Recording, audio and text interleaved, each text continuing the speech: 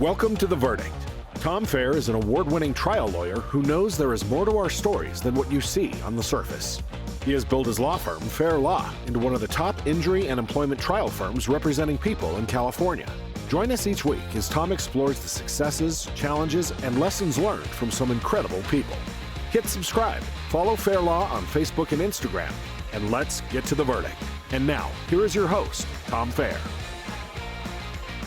Welcome, everybody, to The Verdict. Joining us today is Jeff Risley, the Chief Growth Officer at Saxum. With 30 years of experience in marketing, business development, strategy, consulting, sales, organizational growth, and relationship building, combined with the drive to create a better world, Jeff is motivated to help people make some meaningful change in their business. Welcome to the podcast, Jeff.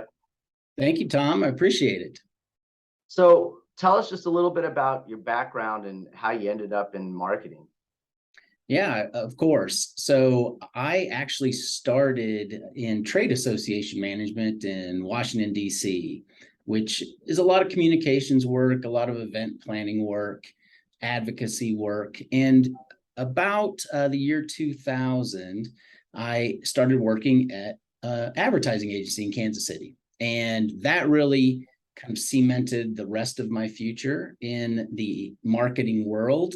I've been lucky enough to work on the agency side, on the corporate client side, nonprofits. So it's been really great seeing marketing and communications from all those different angles. And I just discovered I really love agency life. I love helping clients. I love the energy that you generally have and the variety that you have. And so found Saxum several years ago, and it was just a great fit for me. So been very happy helping Saxum grow and position itself to make some change in the world. Yeah, it sounds great. I mean, and having that well-rounded perspective, I'm sure, pays dividends with your clients. It does. It's helpful, not only since I've been doing it for a while, but also just like you said, the perspective that I get having worked on so many different types of brands is very helpful to clients. So can you tell us just a little bit about Saxum and how that started? You bet. So Saxum is 19 years old this year. It was started by Renzai Stone in Oklahoma City. So Renzai is from Oklahoma. He played basketball at the University of Oklahoma, and just a very dynamic guy. And he really wanted to do his own thing, build his own business. And he had a communications background and started the PR firm there in Oklahoma City. And from there, he's grown it to the point where we are now an integrated agency, meaning we do anything related to paid, earned, and owned marketing, right? So advertising, digital, creative, paid media. So we can pretty much do everything in addition to where we started, which was PR and public affairs. So the Renzai is an entrepreneur at heart, built the agency really well. And then he's transitioned now to our executive chairman position. And my role is really helping the agency grow to basically do, move beyond the founder, right? To grow beyond the founder. That generally happens with what we call boutique companies.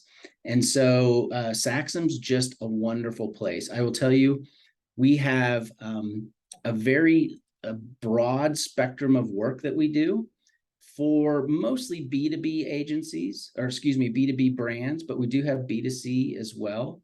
Mid-sized companies, but we have some very large ones. S&P Global is one of our clients. So, but very niche work in the fact that if you've got a problem with purpose or profit, our goal is to help you with both of those. How can we help you either define your purpose into your brand so you can live it? And then also, we believe strongly that without profit, businesses just don't exist. So you can do both in this world. Yeah, absolutely. And some companies think, well, you have to do either or. It's either a purpose or a profit. And I say, why not do both? Why limit yourself to the either or? Absolutely. It's changed over my career. I remember starting in the workforce, and that was not necessarily the goal whatsoever. It was very profit driven in every organization I worked in. But I saw it changing, 10, 15 years ago. Conscious capitalism was one of the very first kind of movements, but you can trace it back to just corporate America seeing that things could be different. We could take care of more than just our shareholders. We could take care of all of our stakeholders. And business just has a new role, I think, in the world today. We rely on business for so much. If you think about it, this is where we get our healthcare primarily. If you're employed, it's where you have your friends and family units generally. So the idea that business can make a positive impact in the world has always been a passion of mine. And so at Saxum, we basically have baked it into our DNA. In fact, we call it being obsessed for good. We self-published a book called Obsessed for Good, A Marketer's Guide to Changing the World. Just came out, and it really lays out our philosophy for how brands can do this, and then ultimately gives some game plan for actually jumping into that world. You mentioned that term conscious capitalism. I suppose, what does that mean to you, and how do you see that just playing a role in businesses going forward in the future? Yeah, conscious capitalism was really coined by John Mackey, the guy that created Whole Foods, and he really saw early on that there could be a different way to do business. And he evangelized that so much that he's created now a great following, and a lot of companies subscribe to the tenets of conscious capitalism. We are absolutely involved in that. We're part of that movement. And what I've noticed, though, is there's all these other sub movements as well now. So that's good news. People are actually spreading the gospel, so to speak, and finding people that are like-minded. In our case, we've wrapped that all up in this notion of being obsessed for good. Yeah. When you're working with new clients, what are some of the challenges that you face just trying to get them on board with just your sort of values and your goals? Now, it's a great question. So generally, if you think about a marketing agency like we are, people come to us with very specific problems. A lot of times they're very tactical problems. So one of the big challenges, Tom, is getting clients to think more strategically about their work versus tactically. And if we can get a strategic conversation going, we can do a lot more for them than just being arms and legs and executing tactics. We know today that the younger generations, especially millennials and Gen Z, have a much bigger priority on purpose in their brands. I mean, they make buying decisions based on what brands do and say and act like and behave. So getting them to think about that, to believe that, and then ultimately execute strategically on that is one of the biggest challenges we face. Yeah, that's interesting, and I hear the term, strategy and tactics, and can you just tell us sort of what the difference or what's the distinction between a strategy versus a tactic as it relates to marketing for businesses? Sure. So a tactic would be sending out outbound emails, or placing social media advertising, or doing content production that shows up in organic social media. I mean, those are tactical things that, if they're not laddering up to a strategy, which is to reach this particular buyer at this particular time in a way that that buyer likely would want to be reached, then you're kind of you're wasting time and money, frankly. So strategies for us always work backwards from the stakeholders of the brand. So Tom, name one or two of your favorite brands out there? Oh, well, you mentioned Whole Foods. I end up going there quite often, and I've also been sucked into sort of Apple, which is well known to everybody. And I recently got a Tesla, and I think I like it more because I'm not having to pay for gas, and we happen to have solar panels. Yeah. So those are a few brands that just come to mind.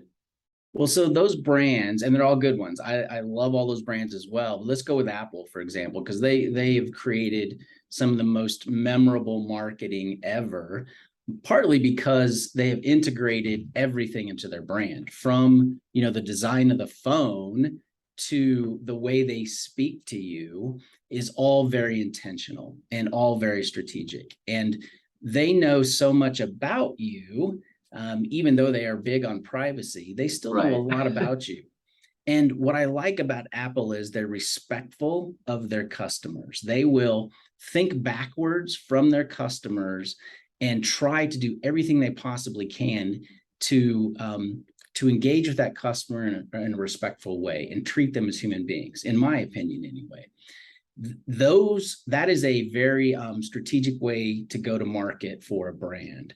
Versus I'm sure there's some brands that send you a ton of email after you buy one thing from them. They probably don't vary or customize the way they speak to you versus another particular customer set. So there's just too much technology today for that not to happen. We can do that as marketers today. And so we're working hard with clients to try to help them see how that respecting and being authentic and human with their customers and all of their stakeholders will ultimately reflect positively back on their brand. Yeah, that's really interesting, Jeff, just this idea of speaking to the customer or the consumer, or really the individual, and realizing that there isn't necessarily a one size fits all. That's correct. Very correct. In fact, I remember reading a book back in 1992 by Don Peppers and Martha Rogers. It was called The One-to-One Future. And this is in 92. I mean, way before the commercial internet really wasn't even out yet. Yeah. And they pretty much brought about customer relationship marketing, treating different customers differently and finding ways to engage with them that makes it more personal. And that's really what marketing is based on today, using data to help us in the good cases, using data the right way to help us interact and give an experience to our stakeholders that we couldn't do otherwise. That's marketing at its best. Could and that's important. I think we have entered a data age, or a data-driven age, and there's so much of it, and it's hard for consumers to sift through it. And I think it's equally, if not more, challenging for businesses to know what to do with all of that data. But tell us just a little bit about how you use data to drive positive initiatives for businesses. Yeah, great question. So first of all of us are swimming in data. The problem isn't the amount of data, it's finding insights within it. So generally what we do to start with is find out where that data is housed. So if we were working with clients, specifically on what we call revenue marketing, which is one of our solutions that helps them, grow their top line, it involves a great deal of marketing technology consulting. And the first thing we're going to do is figure out, where is their data housed? Is it in a CRM system? Is it in some legacy software enterprise system they created? Is it in silos? Is it all in one place? What condition is it in? So that we can know where to start. And at least today, most bigger brands, even B2B, have pretty solid CRM systems. So they've got it in a location. The problem is it's generally not updated very well.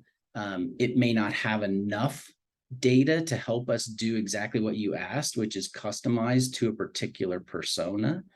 So we're going to look at how we can actually start getting more what we call first-party data about your customers or prospects housed in their database. Once we know that, then we can slice and dice it all kinds of ways to not only plan the way we want to do what we call create customized contact strategies, we can start using it over time to help predict what marketing is working best for you, because we can think about a B2B scenario. For example, if we work with a lot of folks in the infrastructure development space, so engineering firms, things like that. They buy usually in committees. There's multiple buyers involved, for an engineering firm to then sell something to a prospect. So we have to help them understand how all those different prospects play a role in that buying decision, and then put together content that helps that buying decision happen, customized for those different buyer types. You can't do any of that without good data. So I know there's a long-winded answer, but it's a way for us to get our arms wrapped around, again, the person we are trying to interact with, so that we can make the best communication strategy possible. Yeah, and that makes sense. And you mentioned you work with engineering firms. What are some other companies or firms that you work with? Yeah, so there's really three categories, Tom, of clients that we have. This first one is what we call energy and infrastructure. So a lot of traditional oil and gas clients, renewable energy clients, EPC firms, think anything in the value chain related to energy, transmission development companies. They all are going through a sea change right now in our world, right? So we're helping them, not from a marketing perspective, but from a communications perspective, navigate that whole transition. The second bucket of clients we have is really what we call our social good clients. So these are, the Walton Family Foundation, for example, or other foundations, could be nonprofits, but for-profits as well. That Forward USA is a client of ours. They are in criminal justice reform. So there's some key issues that Saxum's really knowledgeable on that we are helping in the social good space. And the last one's a bit of a catch-all, Tom. Since we're in Oklahoma, we have a lot of Oklahoma clients.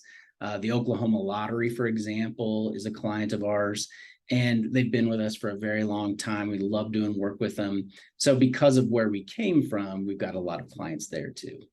Yeah, and that's great. And it seems like, with the energy sector and social good, I mean, there's a lot there, and there's, from just what I've been reading, a lot of potential new technology out there to address some of those issues, whether it's, the flying cars, where you've got this almost no transmission coming from them, and they're supposed to be safer and really get cars off the road. Or I've even seen things where there's companies out there trying to reduce carbon emissions by reducing the amount of farming that's going on. And I know throughout California and even the middle of the country, you've got a lot of agriculture and farming, and I've seen where you have companies trying to grow meat. I mean, literally grow excellent meat that tastes just as good, if not better, and doing it from this like from a petri dish, essentially. I'm wondering, are you trying to reach out to some of these newer startups or newer technologies to work with them in the future? Honestly, we're probably not the agency for a lot of those startup types. We're going to work with them probably after they've done funding rounds, maybe even after they've gone public, or at least they've gotten themselves established a little bit more. So that's generally when we'll start working with a client, or those that have been established for some long length of time. What's interesting about what's happening in the world, and we're big believers that yes, climate change is real, it's happening, it's impacting us. But at the same time, we're very pragmatic that, look, we're not going to be able to transition off of oil and gas anytime soon in our future. I mean, it doesn't have to be a competition between these different types of energy generation. We need to figure out how to use each one the best we possibly can. And the oil and gas industry is partly why we have such a drastic reduction in CO2 emission already, because we're moving from coal to more gas in our generation. But of course, we have lots of room for more renewable generation. We work with renewable developers as well. Enel is one of our largest clients. And in our mind, we have to be pragmatic about this, do it as fast as we possibly can, but everybody's got to be involved. And there is no silver bullet. I mean, there just isn't. So navigating that, doing it in a way that is obsessed for good, meaning not to turn a category or an industry, into the bad guys. That's not how we get everybody at the table. That's one of the principles of Obsessed for Good. We've got 5 of them, is called Unite, Don't Divide. We're big believers that the hard work of compromise and bringing people together is the right work, because it has longer term benefits. It's the easy button if you're going to create, tribes and then market to tribes, and do so by dividing these tribes into people that hate each other. That's just our position, that unite, not divide, is a big component of Obsessed for Good. That's a great just sort of principle to operate off of. And there is, for some people, a pejorative when they think of the oil and gas industry, but you make a great point, which is, it got us off of coal, using coal constantly, and was a huge change for the environment. I mean, you just read in history books how bad it was when everyone was using coal, or you think of London being just this black smog kind of thing going on. So I think that's a really unique perspective to not divide, and realizing that it's not this zero-sum game, and sort of having that abundance mindset that everybody can come to the table. There's a lot of work to do. But the reason we have clients that emit carbon is because that's where the carbon is. I mean, we're trying to help them as much as they're trying to do their job in their role in all of this as well. And of course, there are players on all sides that have a tendency to be at the edges, right?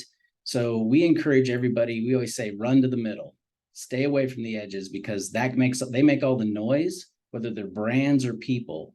But most of us are really trying to work hard here in the middle to figure it out. Yeah. How are some newer technologies helping businesses just be more purpose-driven?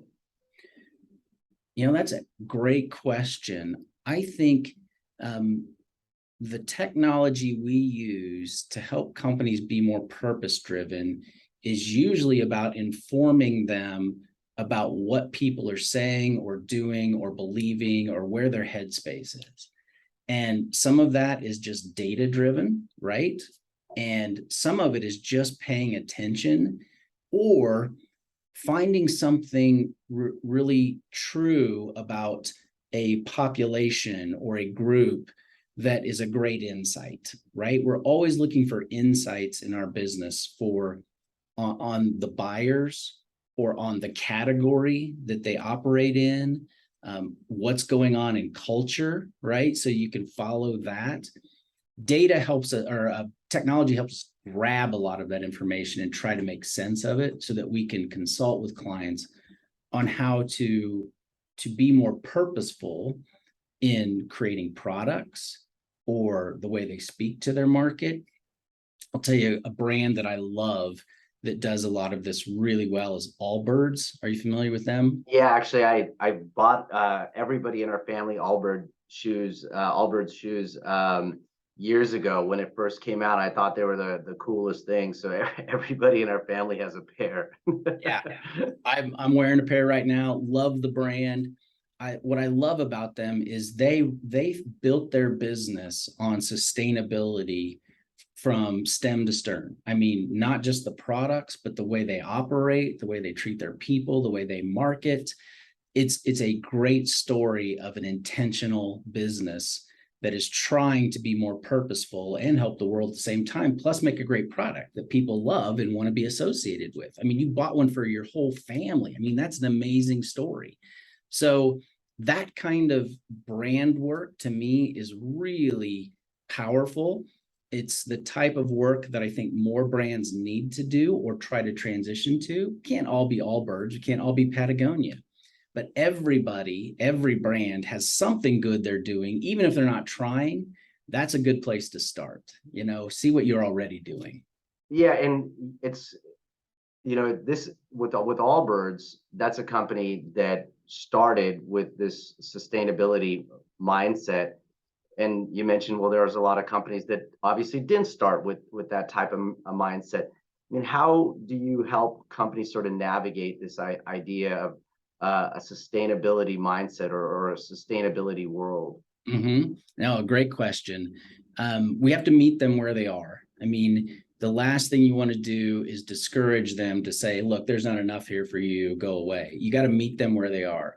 And like I said, most brands, I believe, you take out the edges, everybody in the middle, is they're doing the best they possibly can with what they have.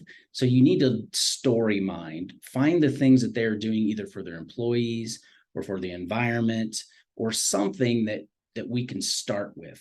And then from there, it's a lot of planning, Tom. So you've probably heard the term ESG, right? Environment, social, and governance.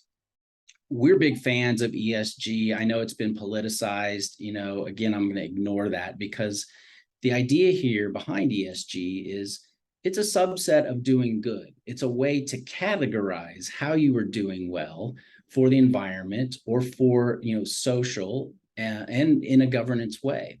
So we will often look at ESG as a way to help a company frame up its good and its purpose.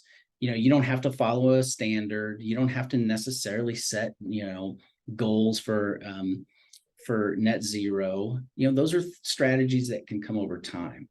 But we try to say, look, have a plan and then start talking about it and living it in a way that's consistent so that you're not purpose washing, right? You don't do this just for marketing purposes. If you're not really interested in making it a part of your brand, then don't bother. Just keep doing what you're doing. Try not to do harm, but we're probably not going to be able to help you. And a lot of that starts at the top, Tom. The CEO, the board, that usually is the place where this conversation starts. Yeah, those are two really big points. I mean, one is as a company to not do something that isn't authentic for the company, and that's usually not going to work if you're trying to fake something that you don't personally believe in. And then this idea that it starts really at the top and that permeates the entire company. So I can only imagine if you're having or working with a company and the top they're not buying into this idea, that can be a huge challenge. It can be. And often, they might find someplace else to get their service, but we're not perfect at this ourselves. I mean, Saxum, we're eating our own cooking. We are trying to establish baselines from an ESG perspective. We have done so. We are part of the UN Global Compact, which, we have subscribed to a set of standards that say this is the way we want to operate.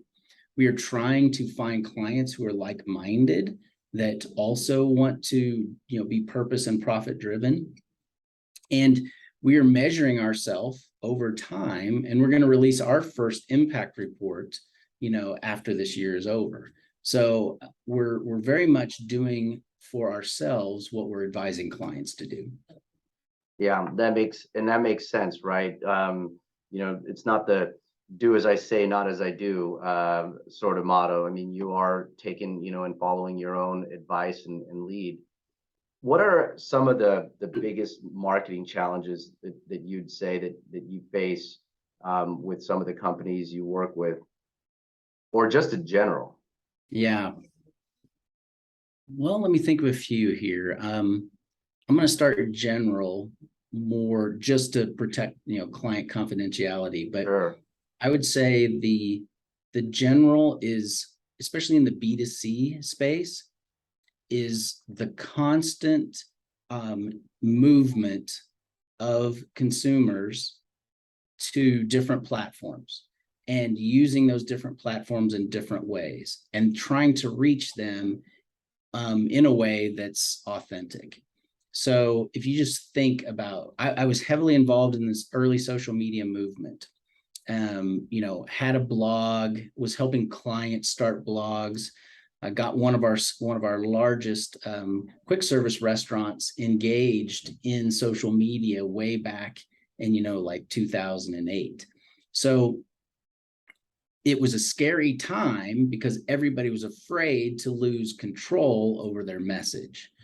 And what has happened completely is it's flipped now. There's very little control. Your message is going to get shared, moved, chopped, cut up, whatever, whether it's a GIF or, a little short video. So navigating that world today and the constant change of new channels is a big, big challenge. Now, I will say it's less about the channel and more about the consumer and how you relate to them that is important here, but it's still a big marketing challenge. The other is just what we talked about already, what to do with all the data, how to use the data effectively, controlling that data, massaging it, forming it up so you can find insights in it. And then there's this constant need to be creative. We can't interrupt as much as we used to anymore. Super Bowl ads, television, three stations that had broadcasts, you had a captive audience. So the need to be creative in an authentic way and capture somebody's imagination is always a challenge. Yeah, and it's interesting that you're, using these different mediums, and I'll tell you, I practice a lot of injury law, and one of the things that some other lawyers might recoil at is the billboards, right? Or if you see a lot of the billboard ads and things like that, and we've seen just this explosion of attorneys on social media over the last couple of years, and some really turning to TikTok, at least some of the younger attorneys that have just started out and are doing their solo practices. And I'm wondering, when you have like an energy company that you're working with, I don't know if they have a TikTok account now or a Snapchat account. So I'm wondering, what are some of the mediums that you're using for your clients? Mm-hmm. Now, it's a great question. We preach integrated and omni-channel. So in other words, integrated meaning paid, earned, and owned. So your paid is what you buy for and you can control directly, right? But it also has the least credibility in a lot of cases. Earned is just that, it's what you have to earn from others speaking about your brand positively, whether that's a news article or whether that's a blogger, somebody who has a great following. Pardon me. And then the owned is what you control directly. It's your own publishing. It's your own, Facebook and Instagram accounts and your website and your outbound emails. So you can't just use one anymore. You have to be very integrated. And omni-channel means that you're surrounding that person or people to be reached in multiple ways, because buying decisions now used to follow a fairly predictable path, and they don't anymore. It's just easy. You can lay in bed, see an Instagram ad and order something immediately, right? Well, that's e-commerce, so it makes it a little easier. An energy company, though, for example, will work with clients who are developing large solar developments or wind farm developments. Completely different scenario where we are basically helping them work with the local communities to understand the benefit this is bringing to them, this farm is bringing to them, and at the same time, fend off major opposition that is holding up the development of those. So the place to speak with those people isn't on TikTok. It might be their local newspaper, or it might be an open house, or it's definitely a Facebook page. So the circumstances are really going to demonstrate where best to speak to those people, but you still have to do it in an integrated way and try to be omni-channel about it. Yeah. Oh, that's powerful, and it's true. And that goes back to just really customizing or tailoring your efforts to your client, and then to who you're trying to reach out to, and then obviously the particular issue at hand. With a agency like yourself, I imagine there are some others out there as well, and there's a good deal or some competition out there in the space, in the advertising space and branding space. How does Saxum stand out from the rest of the folks out there, the rest of the agencies that exist? Well, it's very hard. You're right. There's a lot of boutique agencies. I mean, we're a 60-person agency, so we're not huge, but we're also not a startup. We've been around for a long time, but we're known in specific verticals, not universally. So, I mean, to answer your question, the first thing you have to do is what we would tell a brand to do, which is differentiate yourselves as much as possible. Figure out what you're best at and what's valuable to the client, and create a space for yourself. And that's what Obsessed for Good is. I mean, that is why we came up with that tagline, because it represents something more than just advertising or marketing. The next thing you have to do is be very choosy about who you want to work with, right? Go find verticals, and even within those verticals, the company types that you want to work with, and speak to them. So that's the best way to ultimately find clients that you're gonna love each other. We've created some principles.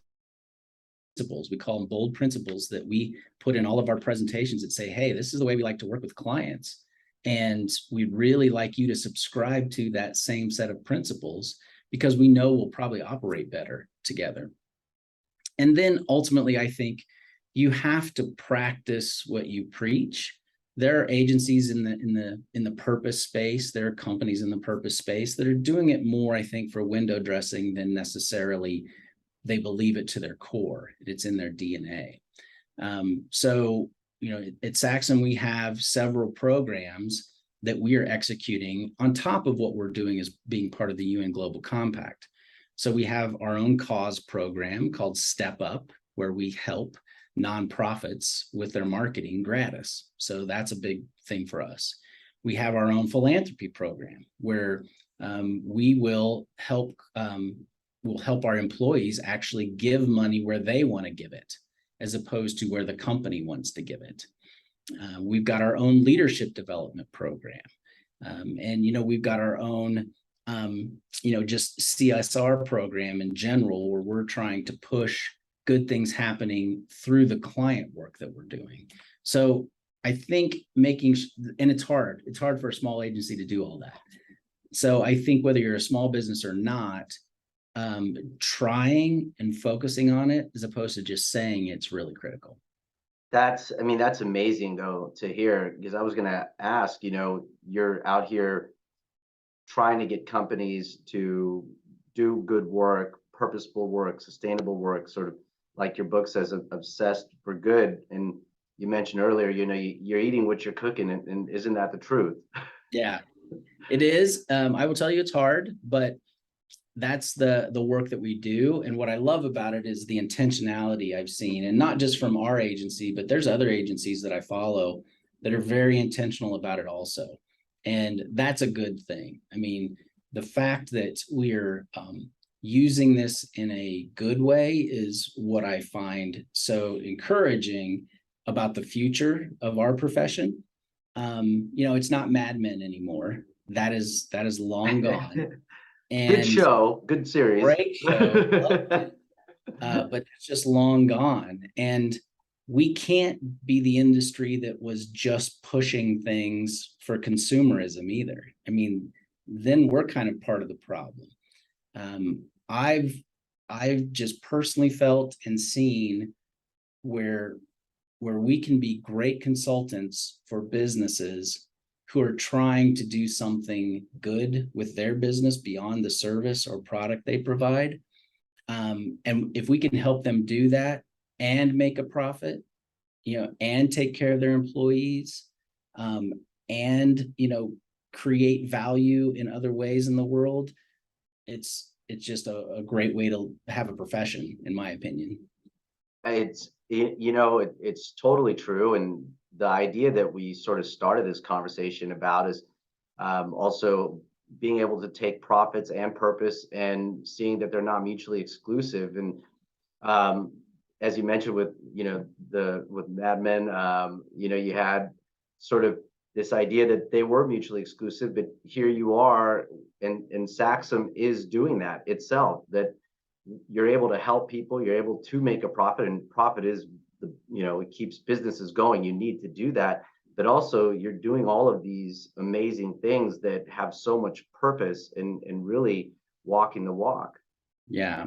Well, thank you for saying that. I appreciate it. It's been a great journey, and I think we're poised to do some really cool things in the next several years. We're going to do a lot of our own marketing to our verticals and to our prospects about Obsessed for Good, showing what we're doing. And I'm hoping to see some really good results from that. I'm curious. There's not, not everyone thinks the way that you do, or thinks the way that Saxum does and promotes this type of culture. Where do you think that came from, just in your life experience, to have this viewpoint and want to do this good and help companies see that way as well? That's really interesting. I think personally, it was probably being surrounded by a lot of different people in my career who thought that way too, early in my career. You're just absorbing a lot when you're new. And when you're in the marketing world, everything's moving really fast. But every once in a while, something or someone will inform you of a different way. So it's people that I was surrounded by first.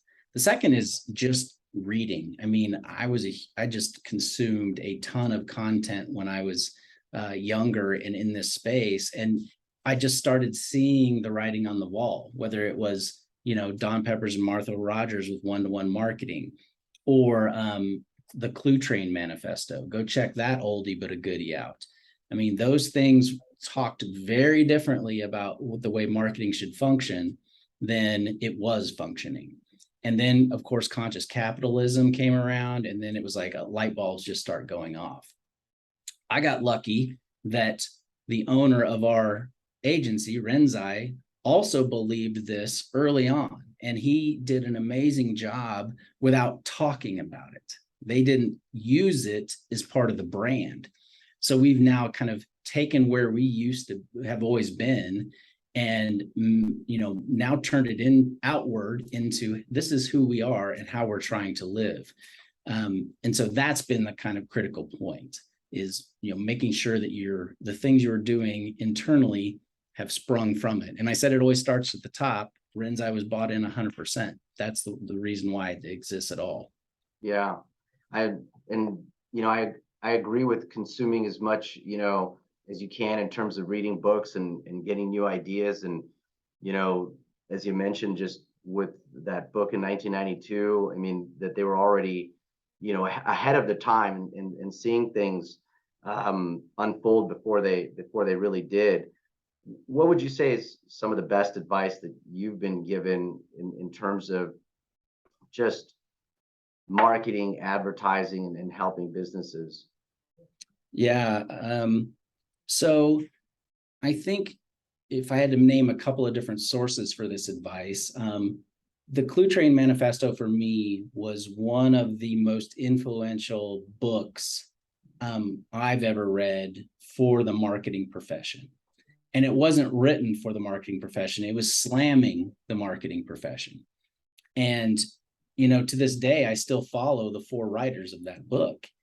Doc Searles, who was one of the writers, who lives out in California, was a genius and was in PR, but he saw PR for technology, saw that it was turning kind of a dark way. And so that book really said at its core, treat humans like humans. We're not eyeballs to be consumed. We're not a place where you want to shove products you've got to think more authentically. And that was a huge turning point in my career. And that was about 1998, 2000, something like that. And then I would say some of my early bosses were great. They just were excellent at either leadership or communication. The leadership side, Saxum has taken that super seriously. And some of the best advice I get is from our own consultants in leadership, which are called Giant. Giant Worldwide is one of the most amazing leadership development organizations I've ever worked with. And I've worked with several, and they are just so good, so authentic. And we wrote about them in the book even. They give great advice on both interpersonal communication as well as how to just use different personality types to understand how to interact with different people. I'm not doing them justice, but check out Giant Worldwide. So those are some of my, I guess, keys that really gave me good advice over my career. Yeah, I love that. And I'll definitely check out Giant. And just, you mentioned your new book, Obsessed for Good. Could you just give us a little teaser on it and what it's about and where we can find it? Yep, I can. It's a very quick read, which is great. We made it very digestible.